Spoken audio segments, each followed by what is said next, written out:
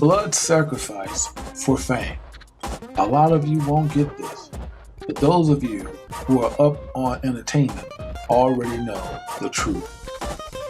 Let's talk about Prince starting off. In 98 99, Prince would end all his tours with letting the world know what's coming ahead, but no one knew what he was talking about. Check it out.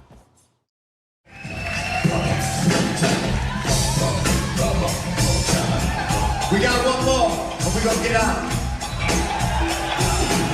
I gotta go home, y'all. I gotta go back to America. I gotta go get ready for the bombs. Osama bin Laden getting ready to bomb. Osama bin Laden getting ready to bomb. Osama bin Laden getting ready to bomb. Osama bin Laden getting ready to bomb. Say what? Say what? Now you tell me, how do Prince know about the bombs 2 to 3 years ahead of time, when Al-Qaeda and Osama bin Laden wasn't even talked about until the bombs and the towers actually went down? That lets you know the elite lets these guys know what's up ahead of time. Once you hit that $50 million marker, you become very special to the elite, and they let you know what they know. And by Prince being an artist, they like for you to sing about it. They also, if you're a big time movie director, they like for you to put it in your movies. They tell us every day, but most Americans are brain dead. But yes, Prince is an Edomite, and I'm going to explain it very carefully. Even though Prince had black people in his family, don't get it twisted. They were not all black, okay?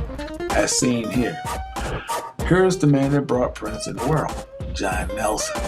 Well, most folks didn't know that John was 50% Italian, 50% black. And what that means, half and half. John's father, who is Prince's grandfather, was 100% Italian, and his lineage does not go back to the Moors. So that makes Prince an Edomite. Here's Prince's mother, Maddie Shaw. She was also 90% Italian, 15% black. Prince came from an Italian family, much like Lenny Kravitz. Prince's father is not an Israelite. Prince's father was a blood sacrifice. And Prince is a straight up flaming faggot, and on top of it, he's an Edomite.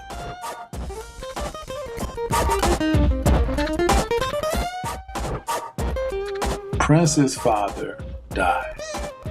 The sacrifice is fulfilled. Let's turn the tables. Let's talk about Aaliyah. A lot of folks want to believe that Aaliyah was our angel. I'm sorry to inform you, she wasn't. The truth on why Aaliyah died: her death was planned out by someone who loved her and needed her for his own blood sacrifice. Now, Aaliyah was not as innocent as people play upon. There's a lot of things that Aaliyah was involved in. She's involved with 2 different men. I'll explain later. Meanwhile, Damien Dash was the guy she fell in love with. And while Damien Dash had Aaliyah falling in love with him, or as he said, he fell in love with her as well, Damien Dash was involved with another woman. We will show you that woman as the film is rolling. Damien Dash didn't have love for Aaliyah. Damien Dash really didn't give 2 squats about Aaliyah. But what he did need her for is for his own journey. See, Damien Dash took the oath, just like his partner Jay-Z. And they all know about the sacrificing to become famous and wealthy. Well, let's just turn back the tables. Because before Dash, Jay-Z was popping this. Oh yeah, don't get it twisted. Jay-Z and Aaliyah had a thing going on. That is not a lie if you've seen it in the past. Jay-Z would meet Aaliyah at the club or sometimes bring her to the club. The thing is, Damon used to see Jay-Z with her, but Jay-Z really didn't have an interest. He kind of liked her, but he didn't.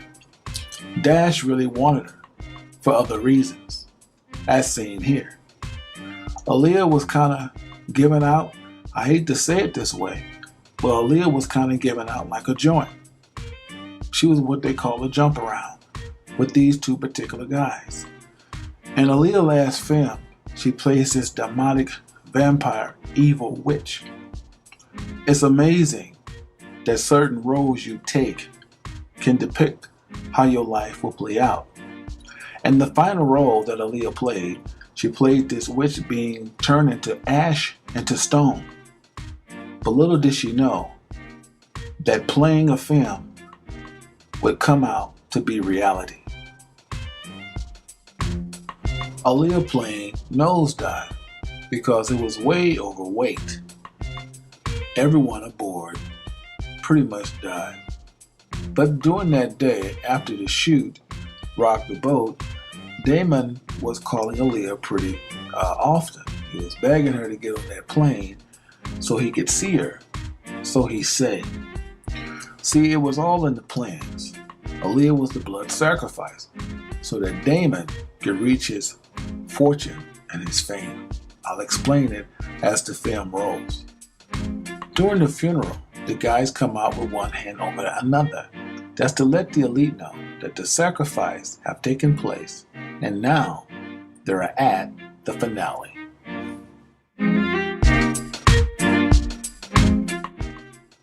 Rachel Roy is well aware of the sacrifices that goes on in Hollywood. She was with Damon at the time of the death of Aaliyah. See, he met her as an intern working for Rocawear, fell in love with her, even impregnated her in 1999, about the same time he met Aaliyah. She knew about Aaliyah. She also knew Aaliyah was going to be their sacrifice for fortune and fame. When Aaliyah passed, he got back with Rachel, but did not marry her to 2005. He didn't want people to be seen so suspicious. Meanwhile, Aaliyah's death hits everybody like a storm. But don't get it twisted. What you didn't know is that Aaliyah was down with the Baphomet. Now, she wasn't down with the sacrifices, especially if she knew she was going to be sacrificed. But Aaliyah would always throw up her Baphomet sign like all the rest of them, because she was a part of the brotherhood as well, on the female side. Don't get it twisted, the women sell out too. What did he get for sacrificing her? Rocawear, Pro Kids, State Property Films, the clothing line of CEO. But Damon saw Jay-Z moving faster, so he wanted to get rid of Rocawear. So he sold it to Jay-Z for $30 million. But Jay-Z was always up on game. Jay-Z said, "Thanks, brother." Took it to his partners and flipped it for $204 million. Talk about screwing you without Vaseline. Ouch. Damon seen Jay-Z moving in the fast lane, so Damon would have secret talks and try to work out a distribution deal behind the elite's back. Jay-Z went and told leaders of the Boule this would make Jay trustworthy and give much wealth for his snitching.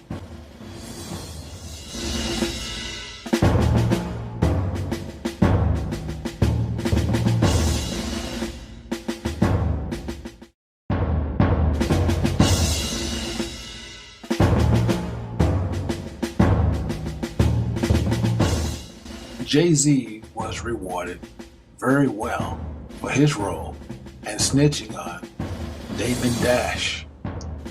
He got the 40/40 Club, Rocawear, Def Jam Recordings, New York Knicks, Jay-Z Inc., and also Lunch with Bill Gates.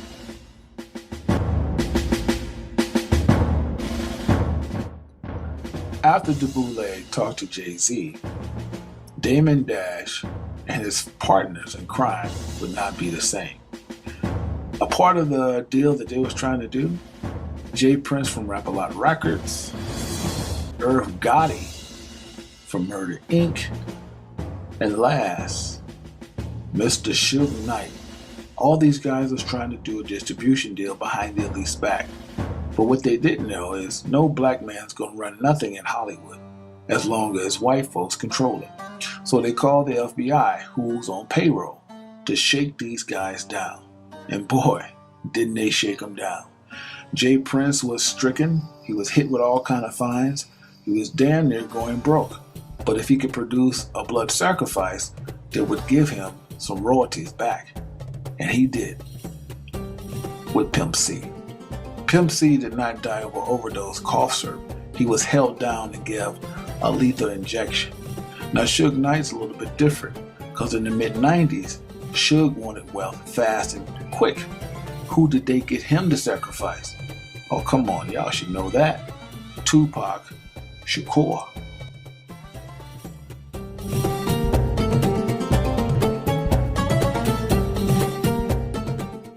Irv Gotti thought the world was his until the FBI put bogus charges on him for indicting cocaine and others bogus charges, stripped him of all his riches. Def Jam spit him out. BET had nothing else to do with him. They pretty much took him for broke, stripped him of everything he ever worked for in his life. Damon Dash followed right behind. He could not pay his bills. Rachel Roy did not want to be a blood sacrifice, so this past April of 2009, she knew to divorce him because who's ever close to Damien, whether it be his kids or her, he would use them for a sacrifice so that he can get his royalties back. What did Damon do? He went back to Jay-Z. So you know what that means.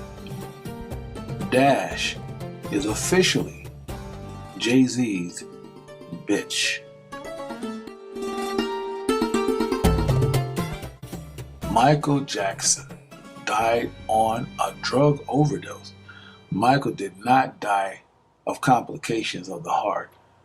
I guess so, after the drug overdose reached his heart. See, all of this started some time ago. Michael's been carrying the estate all his life. He's been taking care of his family all his life. Janet thought it would be a good idea to do a reunion tour, but Janet was coerced with Joe Jackson. Remember, Joe Jackson still tells these people what to do even at age 50. So Michael didn't comply. He gave a verbal agreement that he would do a tour in the States. Meanwhile, he signed another deal in London. If you Google back, it'll tell you that the Jackson was currently being sued. But they worked out a deal that they do all the dates starting off in London. Michael did not get along with all his brothers, contrary to what they want you to believe. Michael did have a well rapport with Jermaine and Janet, but that was growing thin. Michael spent most of his time as a loner because he just got tired of carrying the weight of his shoulders of the family. This is what it's all about. Michael was the blood sacrifice for the Jacksons. See, Michael did not want to do all these dates. He was not into carrying the estate for the entire family. He did love his mother, but his family, his siblings, was getting on his nerve. So that infuriated the family. Hey, do not be fooled by all those crocodile tears and all that dressed in black. Let me tell you something. Everyone in Hollywood knows about the Baphomet and the sacrificing of death to be wealthy, of fame. They're just putting you on. But let's take a brief moment and talk about her husband, Jermaine Dupri. Everybody knows him, right? Did you know that Jermaine Dupri was a molester? You remember the group called Criss Cross? He molested both of those boys and paid them off. Yeah. Who are they? Well, let's get that slide. This is Criss Cross. Now, back in the 90s, they were hot with the cut called Jump Jump. Now, the guy to the right, he's still around. Dude to the left, he's in hiding. This messed these guys up for the rest of their life, man. Now, check out this dude. He was a part of the crisscross. His hair is falling out now. I'm not saying it's from him, but I'm just saying they twisted, man. Their whole life is just upside down. But they took the bait. They didn't take the oath, but they took the bait. But they might take the oath because they're trying to get a current deal with Def Jam Records. Not Def Jam, but Columbia through So So Def that Jermaine Dupri owed. If you see all the spots in his head, that's a disease. I forgot exactly what it's called, but man, look how that brother ended up. Now let's get back to the Jacksons. Joe Jackson at that. You know, Michael did not get along with this man at all. He's controlling. He's still telling him what to do at 50. But nevertheless, Michael dies 4 or 5 hours later. This man rents an Atlas truck. What is that? It's a storage van. He takes all of Michael's possessions out. And remember, this is not even his house. He don't even have the jurisdiction to do it. But he did it. He took all his possessions out and put it in a private storage. Why in the hell would a daddy do that that has nothing to do with his son? Because he knows Michael's name, his possessions is worth money. Joe Jackson is sitting there in deep thought. This man, the guilt that they live with every day, this is why they turn to cocaine, this is why they turn to alcoholic, because they know what they have done to get where they're at. Now, the guy, the doctor of Michael, he just did what he was told. DeLeese told him to give him a lethal injection, and that's what he did. He's even stopped his practice. Meanwhile, Janet with the half-nakedness, with the boobs sticking out, with the thong up the butt. When it comes down to it, the family is totally damn wicked. Alright? He did not want to do anything that they portray him to be. He wanted to just be left alone. And there's only one person that told the damn truth, and that's LaToya. I guess you say why. LaToya is only telling the truth because she was left out the loop. They wasn't going to give her none of the shares, and they still not going to give her none of the shares that's coming into the Jackson estate. So she's telling all. Even the mother, Catherine, she knows about why her son had to die. He's worth more dead than alive. Look how she's looking. She knows the truth. Meanwhile, Michael Jackson was the blood sacrifice for the Jackson estate. We have a couple of more, and it will be kind of quick. Kanye West wanted to be just where Jay-Z's at. So Jay-Z took him under his wing and told him about the blood sacrifice. Kanye agreed. His mom would be sacrificed. And while she was being sacrificed, Kanye took a trip to London so that it could be totally a mishap for him to get the news. Let's talk about Jennifer Hudson. Can't believe it. Some of you don't want to believe it. These people do not love their family. It's all about the fame. It's all about the wealth. Yes, she did. But not only did she kill her mom, she sacrificed her entire family except her other sister, who was in on it as well. If you recall, her sister was on MySpace page a day before the funeral, kicking it. This is truth. So who is due for sacrifice right now? Beyonce. You see, out of all the fame Beyonce's got, none that we know of who she sacrificed. Well, let's take a closer look at what she's holding. That's the Baphomet. And that only tells me one thing. Beyonce is long overdue for a sacrifice.